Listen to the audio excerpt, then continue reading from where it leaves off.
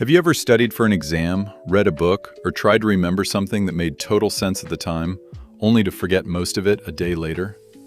Almost everyone serious about learning hits this. School taught the slowest method that exists. Reread the text until you memorize it. But it's time-wasting, and the results aren't the best either. There's a system serious learners actually use, built on how memory really works, and it holds on to information in a fraction of the time rereading takes. By the end of this video, you'll know exactly how to use it. Ever notice you can reread a chapter 3 times and feel confident about it, and then blank the second someone actually asks you about it? A psychologist named Hermann Ebbinghaus figured out why back in the 1880s. He called it the forgetting curve, and it's rough. Without any reinforcement, you lose about half of what you learned within a day, and most of the rest within a week. Rereading feels like it's fixing that, but it isn't. When you go over something again, the words look familiar, so your brain treats that familiarity as understanding. But those are two different things, and the only one that shows up when it actually matters, a client call, a pitch, a decision with your own money, is the one rereading doesn't build. So what actually works? Recall, not review. Instead of rereading your notes, close them and try to say the idea out loud, or write down everything you remember without looking. It's going to feel harder, and that's kind of the point.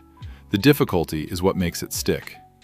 Every time your brain has to pull the information out instead of just recognizing it, the memory gets stronger.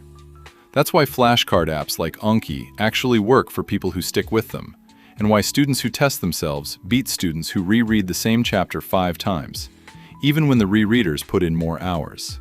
Same information, different amount of effort spent pulling it back out. Try this the next time you learn something you'll actually need later. Close the source, force yourself to recall it, then check if you got it right. That one habit alone beats most note-taking systems you'll find on YouTube. Recall gets you most of the way, but timing matters too. Ebbinghaus also found that spacing your recall out, a day later, then a few days later, then a week later, locks information in way better than cramming it all into one sitting. Every time you pull a memory back right before you would have forgotten it, the curve flattens out a bit more.